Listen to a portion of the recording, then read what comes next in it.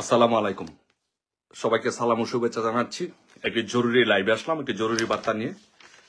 সেটি হচ্ছে যে আমাদের আওয়ামী লীগের সকল নেতাকর্মীদেরকে বাংলাদেশের প্রত্যেকটি জায়গার প্রত্যেকটি আওয়ামী লীগের নেতাকর্মীদেরকে বলবো, সবাই সতর্ক অবস্থানে থাকবেন, সবাই সজাগ থাকবেন, সবাই সজাগ দৃষ্টি রাখেন। কয়েকটি আপডেটের মধ্যে একটি আপডেট হচ্ছে যে ইউনূস পদত্যাগপত্র পাঠিয়েছে। এটি একটি নিউজ। ইউনূস পদত্যাগপত্র পাঠিয়েছে, যমুনা টিভির এক সাংবাদিককে সাক্ষাৎকার দিয়ে তার কাছে এটি পাঠিয়েছে।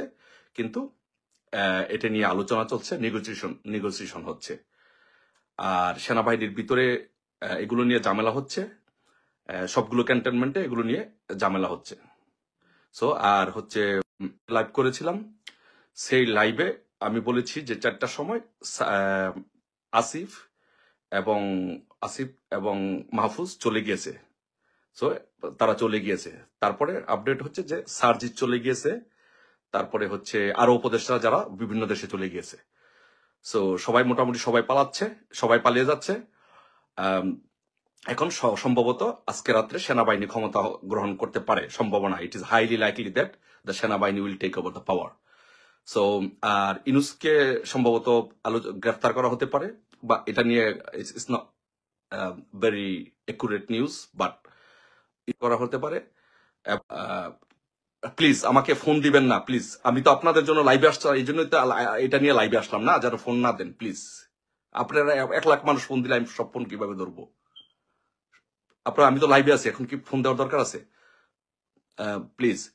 সো উপদেষ্টারা মোটামুটি সবাই যার যার মতো করে, উপদেষ্টা এবং সমন্বয়করা মোটামুটি সবার মতো করে পালিয়ে যাচ্ছে।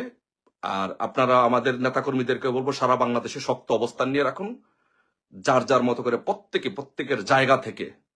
আমাদের দলীয় প্রধান যদি নির্দেশনা দেয়, আপনারা সেই নির্দেশনা পালন করবো। বাট দল থেকে, আওয়ামী লীগ থেকে, দল থেকে দলীয় নির্দেশনা আসবে এরকম ধরনের কোনো কিছু হলে। বাট আপনাদেরকে বলবো, সবাই যার যার অবস্থান থেকে আমাদেরকে প্রস্তুতি নিয়ে রাখতে হবে, প্রস্তুত থাকতে হবে। সো ঘটনা ইনশাল্লাহ ঘটে যাচ্ছে। এখন আমাদের ঘটনাটা কোন দিকে, কিভাবে এটা পরিস্থিতিটা সামাল দেয়, এটা কি হয়, এগুলো নিয়ে আলোচনা হচ্ছে, নেগোসিয়েশন হচ্ছে। ইনশাল্লাহ ইউনূস আর থাকছে না, সব ইনশাল্লাহ উপদেষ্টারা সব পালানো শুরু করেছে। বাট এখন কেউ নেগেটিভ বা ডিস্ট্রাকটিভ এগুলো ধরনের কাজে কোনো কিছুতে কেউ যাবেন না, যতক্ষণ পর্যন্ত দলের থেকে নির্দেশনা না আসে। দল থেকে মাননীয় প্রধানমন্ত্রী বঙ্গবন্ধু কন্যা শেখ হাসিনা যতক্ষণ পর্যন্ত কিছু না বলে, ততক্ষণ পর্যন্ত আপনারা অন্য কেউ কোনো ধরনের ডিস্ট্রাকটিভ কাজ বা কিছু করবেন না।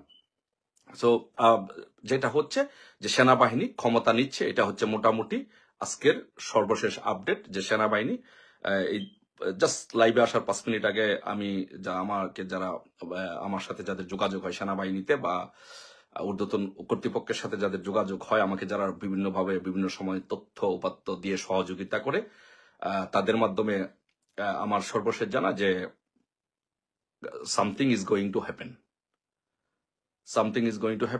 সো আপনাদেরকে সবাইকে বলবো যে আমাদের হচ্ছে এখন যেটা হচ্ছে যে আমাদের সবাইকে, প্রত্যেকটি মানুষকে, আমাদের প্রত্যেককে প্রস্তুতি নিয়ে রাখতে হবে, সকলকে প্রস্তুতি নিয়ে রাখতে হবে যে কোনো পরিস্থিতি মোকাবেলা করার জন্য।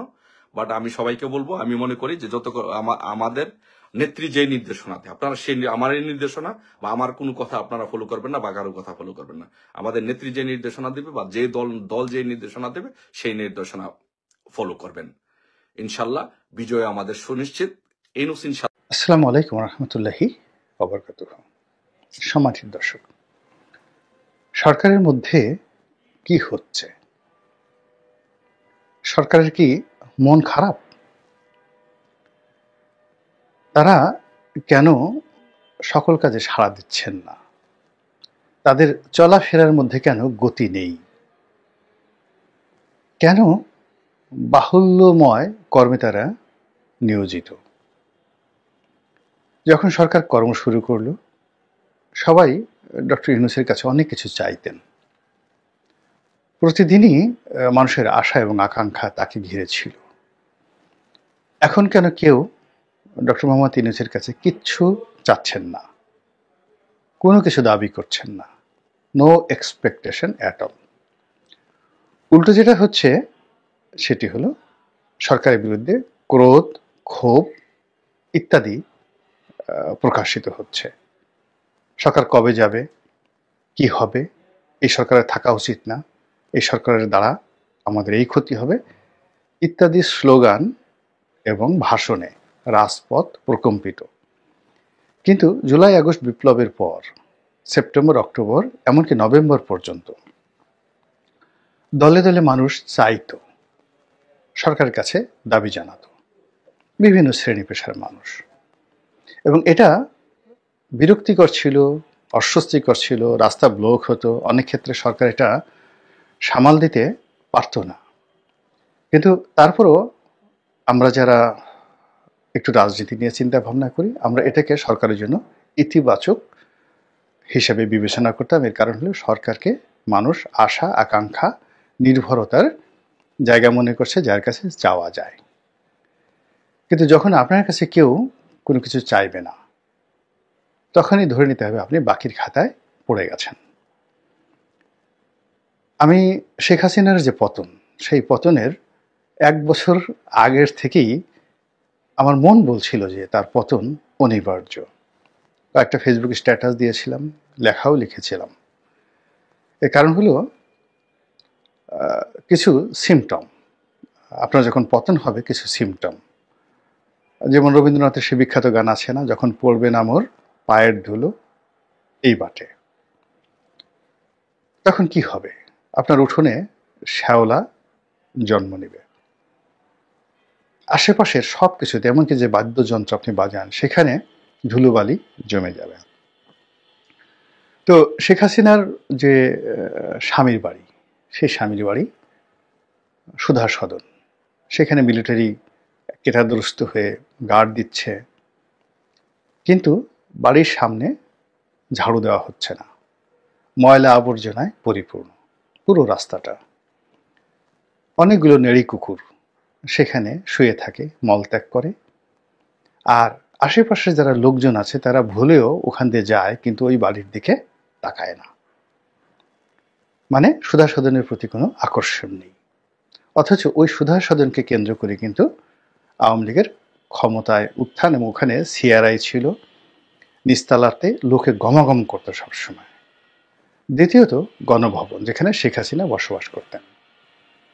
তো সেটাও বছরখানেক আগে তার কোনো সৌন্দর্য ছিল না।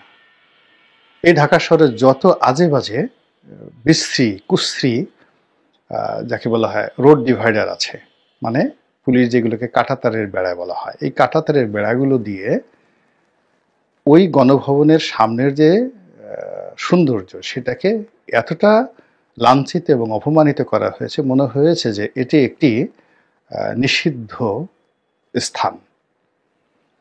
এবং গণভবনের সামনে গেলেই একটা বিশ্রী দৃশ্য ফুটে উঠত। এবং গত 1 বছর ধরে গণভবনের গেটে কোনো মানুষের আনাগোনা ছিল না, অর্থাৎ 2023 সনের আগস্ট থেকে 2024 সনের আগস্ট পর্যন্ত পুরো গণভবনের সামনে কোনো ভিজিটর নেই, বিরান ভূমি। 3 নম্বর হলো প্রধানমন্ত্রীর কার্যালয়। ওটাও মানে এরশাদের জমানাতে একটা দৃষ্টিনন্দন বিষয় ছিল, সেটিকে আরও দৃষ্টিনন্দন করার চেষ্টা করা হয়েছে। তার উল্টো দিকে অনেক টাকা খরচ করে ফোয়ারা করা হয়েছে। উল্টো দিকের যে সরকারি ভবনগুলো, সেই ভবনগুলো অত্যাধুনিক করা হয়েছে, সুন্দরভাবে সিরামিক লাগানো হয়েছে, রাস্তার সৌন্দর্য বৃদ্ধি করা হয়েছে। কিন্তু ওখানে তিনি যেতেন না। করোনার সময় থেকে পুরো প্রধানমন্ত্রীর কার্যালয়টি একটি পরিত্যক্ত বাড়ি হিসেবে সেটি বিবেচিত হয়েছে। তারপর শুধু সেখানেই নয়, ওখানেও গণভবনের মতো ওই প্রধানমন্ত্রীর কার্যালয়ের যে সদর দরজা, সেই সদর দরজার সামনে কাঁটাতারের বেড়া, তারপর কুকুরের আনাগোনা, ময়লা আবর্জনা ইত্যাদি দেখলে মনেই হবে যে এই বাড়িটি, এই অফিসটি খুব দ্রুত এখানে পতন আনাগোনা করছে। এখন সেই দিক থেকে যদি আপনি চিন্তা করেন, ডক্টর মোহাম্মদ ইউনূস সাহেব যে বাড়িতে থাকেন, যমুনা, সেই যমুনার সামনে গিয়ে দেখেন, যমুনার বাইরে যে পুলিশ সদস্যরা দায়িত্ব পালন করছে, দেখবেন যে তাদের পোশাক ঢিলাঢালা, এলোমেলো ঘোরাফেরা করছে। এই বাড়িতে যে গুরুত্বপূর্ণ কোনো ব্যক্তি থাকেন তার যে নিরাপত্তা তারা দিচ্ছেন, তাদের হাঁটা চলা বডি ল্যাঙ্গুয়েজে মনে হচ্ছে না। ২ নম্বরে হলো যে এই যমুনার সামনে একটা ট্যাঙ্ক আছে, আর যমুনার পেছনে যেটি মিন্টু রোড, সেখানে একটা সেনাবাহিনীর ট্যাঙ্ক পড়ে রয়েছে। পুরো ভবনটিকে একটি, যাকে বলা হয়, নিষিদ্ধ ভবনে রূপান্তরিত করেছে। এখানে ট্যাঙ্ক দিয়ে কি করা হবে, ট্যাঙ্কের কর্মকাণ্ড কি, এটা আমার মাথায় ঢোকে না। কিন্তু পুরো বাড়ির যে সৌন্দর্য, সেই সৌন্দর্যের মধ্যে এখানে যে একজন সরকার প্রধান বাস করেন, এই ট্যাঙ্কের মাধ্যমে সেটা বোঝা যায় না। আবার সেই ট্যাঙ্ক আরেকটু সামনে এসে, মানে যমুনার আরেকটু সামনে এসে, যেটি বেইলি রোডে যায়, সেই বেইলি রোডের সামনে এসে যে রাষ্ট্রীয় অতিথি ভবন, ওখানে আপনি আরেকটা ট্যাঙ্ক দেখতে পাবেন। এবং সেটার সামনে তার উল্টো দিকে রমনা পার্কের গেটে ডাব বিক্রেতা, পান বিক্রেতা, বিভিন্ন লোকের থুতু, কপ, মল মূত্র, তারপরে শেষে সকালবেলা কাঁচা বাজার, এগুলো দেখলেই আপনি বুঝতে পারবেন যে ডক্টর মোহাম্মদ ইউনূসের ব্যাপারে মানুষের আগ্রহ কোন পর্যায়ে আছে। আমি মাঝে মধ্যে ওই রাস্তা দিয়ে আসি, ওখানেও ঢুকতে গিয়ে একই অবস্থা, বিশ্রী রকম সব ভাঙাচোরা কাঁটাতারের বেড়া। সেই কাঁটাতারের বেড়া প্রথমে আপনি যদি সেই ফার্ম গেট থেকে বাংলা মোটর হয়ে ইন্টারকন্টিনেন্টালের সামনে দিয়ে ঢুকতে যান, ওই ঢোকার মাথাতেই ইন্টারকন্টিনেন্টালের উল্টো দিকে আপনি এক দফা কাঁটাতারের, বিশ্রী কাঁটাতারের বেড়ার মধ্যে পড়বেন। দ্বিতীয় এসে মিন্টু রোডের মাথায় আরো কয়েকটি এরকম কাঁটাতারের বেড়া, মানে কাঁটাতারের ওই ব্যারিকেড, এখানে বেড়া বলা হয় না, ব্যারিকেড। মানে ওইগুলো যদি দৃষ্টির নন্দন হতো সেটা আলাদা কথা। আর ওখানে তো যদি ৪-৫ জন আর্মস ধারিয়ে লোকজন দাঁড়িয়ে থাকে, তাহলে তো কাঁটাতারের বেড়া কিছু দরকার নাই। কিন্তু ওখানে ভাঙাচোরা কাঁটাতারের বেড়া। এরপর আবার এই পাশে এসে এলোমেলো হয়ে আছে আরো কয়েকটি বেড়া, আর ওনার যে মূল সদর দরজা তার সামনে তো এই কাঁটাতারের বেড়া আছেই। তারপরে আপনি যদি ওয়ালের দিকে তাকান, যমুনার ওয়ালের দিকে তাকান, মনে হবে যে গত সেই ৫-৬ মাসে ওখানে কেউ ঝাড়ু লাগায়নি। বালির আস্তরণ, ধুলোর আস্তরণ সেই ওয়ালকে বিবর্ণ করে তুলেছে। আর সেই ধুলো বালির মধ্যে যে চৌকি, পাহারা চৌকি আছে, তার মধ্যে হয়তো যিনি সেনাবাহিনীর কর্মকর্তা আছেন বা গার্ড আছেন, তারা ওখানে পাহারা দিচ্ছেন। তো দেখে মনে হয় না আমার যে তারা ওখানে দাঁড়িয়ে খুব মনোযোগ সহকারে আশেপাশের দৃশ্য দেখে security, from the ground of security, তারা সেভাবে কাজ করছে। অর্থ যে ওই ভবন সম্পর্কে কোনো আগ্রহ নেই, আমাদেরও নেই, ওখানে যারা মেনটেন করেন তাদেরও নেই, আর ওখানে যারা বসবাস করেন তারাও এটাকে যে পরিষ্কার পরিচ্ছন্ন রাখা দরকার। পরিষ্কার পরিচ্ছন্ন ইমানের অঙ্গ। ইমান মানে বিশ্বাস, এবং তাদের বিশ্বাস হলো তারা দেশ পরিচালনা করছেন, ভালোভাবে পরিচালনা করছেন। এটি তাদের ওই অবস্থা দেখে মনে হচ্ছে না। তো ওই ভবনের বাইরে গিয়ে আপনি দেখেন যে ইতিমধ্যে আমরা বেশ করে আমি এখানে ৩ জন উপদেষ্টার নাম উল্লেখ করেছি। ডক্টর আসিফ নজরুল, জনপ্রিয় টেলিভিশন ব্যক্তিত্ব, কথাবার্তা বলতেন এবং তার কথা শুনতেন। অনেক দিন যাবৎ তার মুখে কোনো হাসি নেই, এবং দেখে মনে হলো তার ওজন কমে গেছে, এবং এটা নিয়েও বিভিন্ন লোক ঠাট্টা করছে।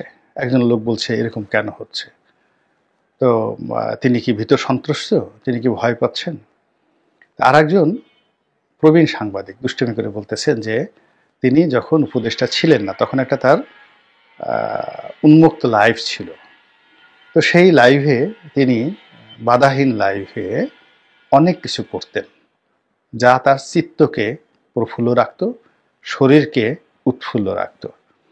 তো এখন যেহেতু তিনি সবসময় একটা প্রোটোকলের মধ্যে থাকেন, তার সাথে সবসময় গার্ড থাকে, সিকিউরিটি থাকে, এজেন্সির লোক থাকে, তো তিনি আগের মতো সেই চিত্তে প্রফুল্ল দেয়, শরীরে আবেশ জাগায়, এই কাজগুলো করতে না পারার কারণেই তিনি শুকিয়ে গেছেন। চিন্তা করেন তো, মানুষ কিভাবে কত উচ্চ মার্গে ঠাট্টা করতে পারে, মস্কারা করতে পারে। কিন্তু বাস্তবতা হলো যে তিনি শুকিয়ে গেছেন, তার মুখ কালো হয়ে গেছে, কথা বলতে গেলে তিনি এলোমেলোভাবে কথাবার্তা বলছেন। আর সাম্প্রতিক সময় তাকে একেবারেই খুব কম কথা বলতে শোনা যাচ্ছে, কথাই তিনি বলছেন না। নেহায়েত না পারলে মানে যেখানে তিনি অ্যাভয়েড করতে পারেন সেই জায়গাগুলো তিনি অ্যাভয়েড করেন। কিন্তু আগে তিনি এগিয়ে আসতেন কথা বলার জন্য, সাংবাদিকরা এগিয়ে যেতেন তার কথা শোনার জন্য, মন্ত্রণালয়ের ভিতরে বাইরে সব জায়গাতে। সেটি হচ্ছে না। দ্বিতীয় আরেক যে ব্যক্তি তিনি হলেন রেজওয়ানা, সৈয়দা রেজওয়ানা।